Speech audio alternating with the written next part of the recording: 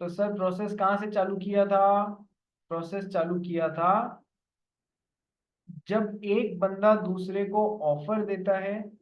Offer में जब acceptance का एलिमेंट आके जुड़ता है तो वो बनता है प्रॉमिस और सेट ऑफ प्रोमिसेस। प्रॉमिस में जब कंसिडरेशन का एलिमेंट आके जुड़ता है तो वो बन जाता है agreement. An agreement when enforceable by law, it becomes a contract। और एक एग्रीमेंट एनफोर्सेबल बाय लॉ हो उसके लिए क्या क्या बातें जरूरी होती है कि sir it must be having lawful object. Second, it must be having lawful consideration. Third, ये सारी बातें जरूरी है, इनमें से एक भी मिसिंग हो गई ना तो वो एनफोर्सेबल बाय लॉ नहीं होगा। ऐसा नहीं है कि तीन हो गई और चौथी नहीं हुई, ना ना ना, ऐसा नहीं, सारी बातें जरूरी। चलिए, तो थर्ड है, it must be having lawful object, lawful consideration, it must be made with free consent of parties. It must be made with free consent of the parties. आइए फ्री कंसेंट का मतलब समझते हैं। हमारी स्वीया कर्नावट है, ठीक है। स्वीया कर्नावट ने हृदय हमारा धन्ना सेठ आदमी है। धन्ना सेठ मतलब समझते हो? धन्ना सेठ जिसके पास बहुत पैसे हो, बहुत प्रॉपर्टी हो, ठीक है। ये तो सुन के ही खुश हो जा रहा है यार। ठीक है, बहुत बढ़िया। तो स्वीया कर्नावट ने हृदय के कनपट्टी पे बंदूक रख दी और बोला, तू अपनी वो बैंड्रा वाली जमीन मेरे नाम करेगा क्या 10 करोड़ रुपए में, जिसकी कीमत 50 करोड़ रुपए है, ठीक है।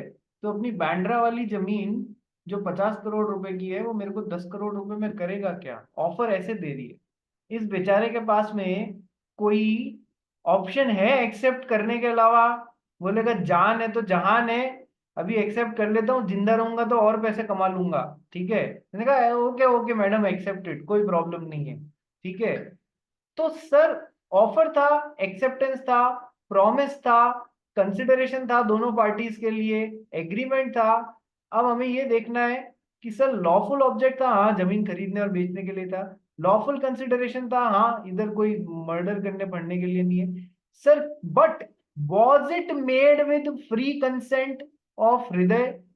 इसकी कंसेंट जो एक्सेप्टेंस आ रही थी क्या वो फ्रीली आ रही थी या जबरदस्ती ली गई थी? ठीक है, नहीं सर, ये वाला एलिमेंट यहां पर मिस हो गया, इसकी कंसेंट जबरदस्ती ली गई, ठीक है। तो सर जैसे ही एक भी एलिमेंट मिसिंग हुआ, क्या ये एग्रीमेंट लीगली एनफोर्सेबल होगा? नहीं सर।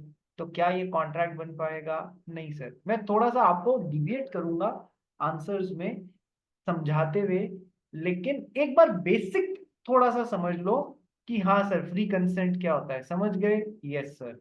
फ्रीली जो एक्सेप्टेंस या कंसेंट आ रही है ना, वो फ्रीली आनी चाहिए दोनों पार्टीज की, किसी दबाव में नहीं आनी चाहिए, ठीक है। इसी तरीके से हमारी श्रुति खरतड़े है, उसने एक बार प्रिशा की मम्मी को धमकी दी। क्या धमकी दी? नहीं, ऑफर दिया, धमकी नहीं दी, ऑफर दिया कि है ना, आपने यदि अपना फ्लैट मेरे नाम नहीं किया 1 करोड़ रुपए में तो प्रिशा को किडनैप कर लूंगी, ठीक है। तो अब ये सर कंसेंट दे दी उसकी मम्मी ने, लेकिन किस तरीके से आई है सर? ये जबरदस्ती ली गई कंसेंट है, फ्री कंसेंट नहीं है, ठीक है। तो सर कंसेंट फ्रीली आनी चाहिए। ये तो हो गया जहां पर हम physical force, beating, kidnapping, sir पे बंदूक रखना, इस तरीके से कंसेंट ले रहे हैं। जबरदस्ती नहीं है फिजिकल फोर्स ही अप्लाई किया जाए, मेंटल फोर्स भी अप्लाई किया जा सकता है कंसेंट लेने के लिए। कि सर कैसे? कि सर ऐसे देखो, मान लो कि प्रिशा की नौकरी कहीं बहुत अच्छी जगह लगी हुई है, बिग फोर में कहीं लगी हुई है। बिग फोर मतलब समझते हो ना, जो चार बड़ी फर्म्स हैं, चार्टर्ड अकाउंटेंसी फर्म्स, जैसे कि ईएनवाई हो गई और ये सब, ठीक है। बिग फोर उनको बोलते हैं। मान लो अर्नस्ट एंड यंग में इसकी बॉस है, ओके। उस बॉस को पता है कि प्रिशा के पास में मेन मार्केट में एक शॉप है, मेन मार्केट में एक शॉप है, जिसकी कीमत आज के टाइम में 10 CR है, 10 करोड़ रुपए है। तो प्रिशा की नौकरी भी बहुत अच्छी है, सालाना 2 करोड़ रुपए की नौकरी है इसके पास में। ठीक है, ओके। बॉस ने प्रिशा को ऑफर दिया, तो अपनी शॉप मेरे को 5 करोड़ रुपए में बेचती है क्या? प्रिशा फंस गई। इसको पता है कि यदि मैंने मना किया तो मेरी नौकरी 2 करोड़ रुपए की चली जाएगी खड़े खड़े। तो इसने मेंटल दबाव में आकर अपनी एक्सेप्टेंस दे दी। फिजिकल थ्रेट नहीं था, कोई किडनैपिंग या सर पे बंदूक रख देना। तो कंसेंट तो दे रही है बेचारी, लेकिन कैसी दे रही है कि सर फ्री कंसेंट नहीं है ये। समझ में आया? फ्री कंसेंट के लिए जरूरी नहीं है कि फिजिकली अब्यूज करो किसी को, मेंटली भी अब्यूज कर सकते हो आप, जिससे कि उसकी कंसेंट आ रही है। तो सर वो फ्री कंसेंट। मैटर समझ में आ गया ना? बाकी डिटेल ये पूरा चैप्टर है, वहां देखेंगे। मैटर समझ में आ गया ना? ओवरव्यू समझ में आ गया ना? Yes sir. हृदय, मजा आ रहा है? देख, कभी तू धन्ना सेठ बन जा रहा है, कभी तेरे पास बांद्रा में 50 करोड़ की प्रॉपर्टी हो रही है, फिर कभी सिया को मजा आ जाता है, कनपटी पे बंदूक रख लेती है, कभी प्रिशा को मजा आ रहा है, कभी खतड़े को मजा आ रहा है कि चलो किसी को तो लाइफ में धमकाने को मिला। ठीक है, तो अपने अपने मजे हैं इंडियन कॉन्ट्रैक्ट एक्ट के, पढ़ने में बहुत मजा आता है। ये लेंदी है लेकिन इसमें मजेदार चीजें हैं। ठीक है, next. An agreement is said to be legally enforceable if it is having lawful object, if it is having lawful consideration, if it is made with free consent of the parties. Who are parties? Must be competent to make a contract. Parties must be competent parties to make a contract. When is a party competent to make a contract? Her party competent नहीं होती है contract बनाने के लिए, हर person competent नहीं होता है। Sir, एक पार्टी कॉम्पिटेंट है कॉन्ट्रैक्ट बनाने के लिए, उसके लिए क्या बातें जरूरी है? कि सर 2-3 बातें जरूरी है, नोट कर लो। मैं थोड़ा हैफेजार्डी लिखता हूं, आप लोग अपने नोट करके और प्रॉपर फेयर आउट करना नोट्स को। ठीक है, क्या सर, क्या कॉम्पिटेंट बातें होती है? मतलब कब एक पर्सन कॉम्पिटेंट होता है एक कॉन्ट्रैक्ट बनाने के लिए? A person is said to be competent to make a contract if he और she is a major aged person, उसकी एज मेजॉरिटी की हो गई है।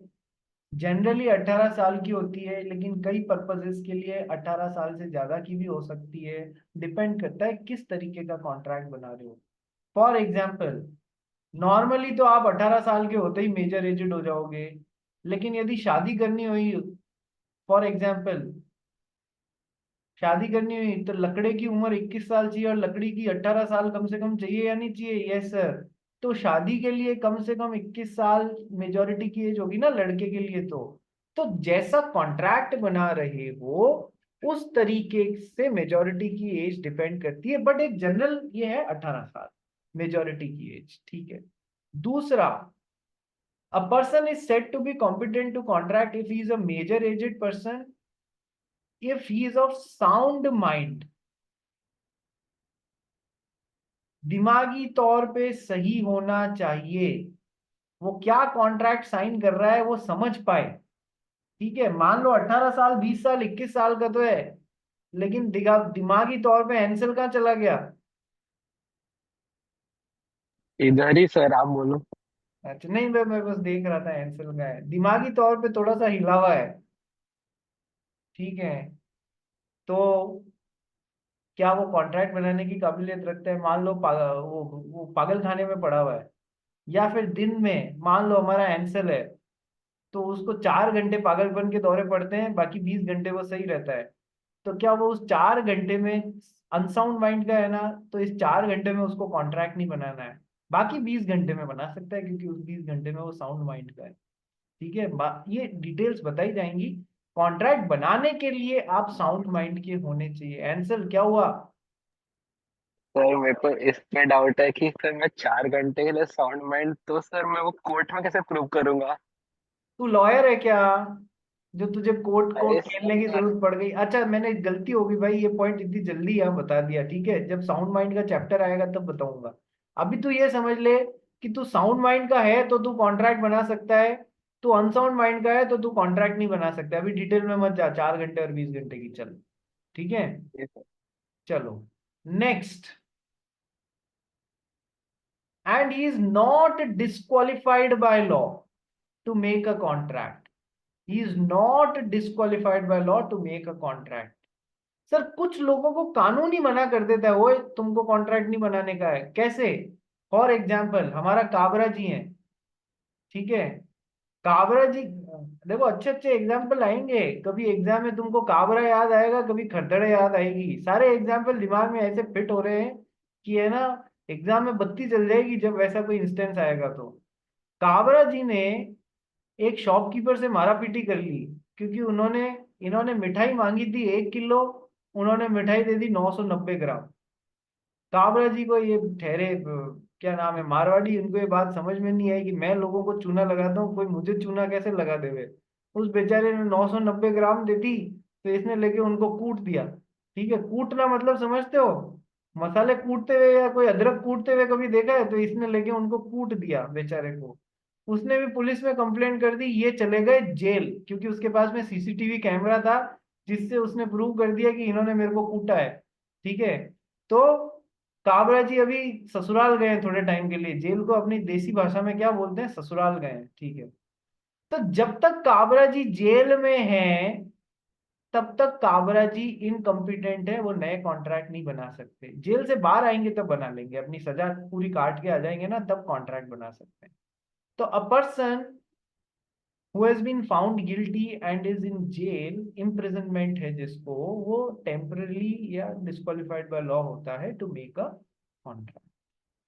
जब ये तीनों पॉइंट्स पूरे हो जाते हैं, मतलब तीनों पॉइंट सेटिस्फाई होने चाहिए कि मेजर एजेंट भी होना चाहिए, साउंड माइंड का भी होना चाहिए, और डिस्क्वालीफाई बाय लॉ नहीं होना चाहिए, तो वो बंदा या बंदी कहलाता है कॉम्पिटेंट टू कॉन्ट्रैक्ट। आ जाए वापस इधर अपने मेन चार्ट पे। Yes sir. तो offer plus acceptance makes promise, promise plus consideration makes agreement, agreement में जब लीगल एनफोर्सिबिलिटी होती है तो वो बनता है कॉन्ट्रैक्ट। एक एग्रीमेंट लीगली एनफोर्सेबल हो उसके लिए क्या क्या बातें जरूरी है कि सर, उस एग्रीमेंट का लॉफुल ऑब्जेक्ट होना चाहिए, उसमें लॉफुल कंसिडरेशन होना चाहिए, free consent of the parties होनी चाहिए, parties must be competent to make a contract होना चाहिए, and the agreement is not being declared as a void agreement under law, and that agreement is not being declared as a void agreement under law। आज का last point है ये, इससे ज्यादा परेशान नहीं करेंगे आपको। ठीक है, and an agreement is not been declared as a void agreement under law. Void agreement मतलब सर ऐसा एग्रीमेंट जो शुरुआत से गलत होता है, जो लॉ में कभी एनफोर्सेबल नहीं होता है। पूरी एक लिस्ट दी हुई है इंडियन कॉन्ट्रैक्ट एक्ट में, ऐसे ऐसे तरीके के एग्रीमेंट्स नहीं बनाने हैं, वो गलत एग्रीमेंट्स हैं। पूरी एक लिस्ट दी हुई है, वो जब चैप्टर आएगा तब समझाया जाएगा, उसमें से कोई एक एग्रीमेंट नहीं होना चाहिए। ये पांचों बातें जब मैच होंगी, मिलेंगी, तब वो एग्रीमेंट लीगली एनफोर्सेबल होगा, और तब वो एग्रीमेंट में जब लीगल एनफोर्सेबिलिटी का पार्ट आएगा तब वो एग्रीमेंट कॉन्ट्रैक्ट बनेगा। तो एक कॉन्ट्रैक्ट कैसे बनेगा, ये समझ में आया आज आप लोगों को या नहीं आया? कॉन्ट्रैक्ट कैसे बनेगा? ठीक है, अपन तो सिंपली हाँ हाँ मेरे पापा ने एग्रीमेंट बनाया, हमने एक एग्रीमेंट बनाया, ऐसे ना बोलना। अब तुम लोग क्या कर सकते हो, अब तुम लोग बाकायदा बाल की खाल निकाल सकते हो। पापा ऑफर था क्या, पापा एक्सेप्टेंस था क्या, प्रॉमिस में कंसिडर दोनों पार्टीज के लिए कंसिडरेशन था क्या, एग्रीमेंट तो बन गया। पर यदि मर्डर करने वाला एग्रीमेंट है तो क्या उसमें लॉफुल ऑब्जेक्ट होगा? नहीं सर, तो फिर वो यहीं आके रुक जाएगा, वो कभी कॉन्ट्रैक्ट बनेगा ही नहीं। सर चलो, दिशी दिशी ने कंसिडरेशन तो दे दिया सरकारी नौकरी के लिए, पर वो ब्राइब के नेचर में था ना, तो क्या वो लॉफुल कंसिडरेशन हुआ? नहीं sir. Sir free consent of the parties who are competent to contract and agreement is not been declared as void agreement under the law. ये चार्ट बाय हार्ट कर लेना, ये पूरे कॉन्ट्रैक्ट एक्ट का सार है, सार जिसको बोलते हैं ना, समरी। सर पहला चैप्टर क्या है कॉन्ट्रैक्ट एक्ट का? इंट्रोडक्शन, जो अभी अपन चालू करेंगे। सेकंड चैप्टर क्या है, देखो इधर, offer and acceptance. Third chapter क्या है, कंसिडरेशन। फोर्थ चैप्टर क्या है, lawful object and lawful consideration. Fifth chapter है फ्री कंसेंट। सिक्स चैप्टर है competency to contract. Seven chapter है वॉइड एग्रीमेंट। ये चैप्टर नंबर 4 के सब पार्ट्स हैं, 1 2 3 4। फिर उसके बाद में 5, मतलब इसके बाद में और डिटेल्स में और पढ़ेंगे, कम से कम 6 चैप्टर तो हैं। कॉन्ट्रैक्ट एक्ट 2 पार्ट्स में डिवाइड किया गया है तुम्हारे सिलेबस में। पहला तो है जनरल प्रिंसिपल्स, क्या बेसिक बातें हैं कॉन्ट्रैक्ट बनाने की, बहुत बड़ा है ये, मतलब डिटेल्ड है। और उसके बाद में जनरल प्रिंसिपल्स के बाद में स्पेशल कॉन्ट्रैक्ट। इधर 5 चैप्टर हैं, इधर 6 चैप्टर हैं, 11 चैप्टर अपने को पूरा करना पड़ेगा। ठीक है, इसीलिए तो 100 में से 35 नंबर का वेटेज दिया है बाबा। ठीक है, 11 chapters needs to be completed, 11 topics rather। ठीक है, चलिए कल मिलते हैं। कल क्या है, संडे है ना?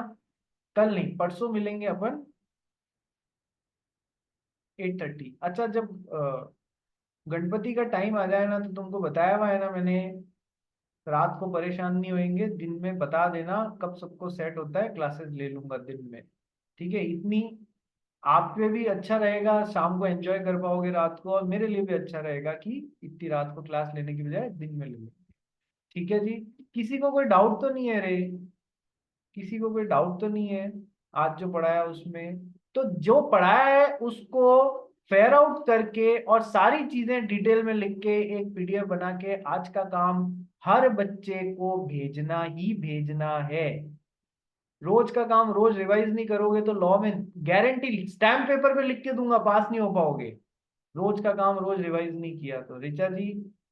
ठीक है, चलिए, ओके, चलिए जी, मिलते हैं अपन मंडे को 8:30।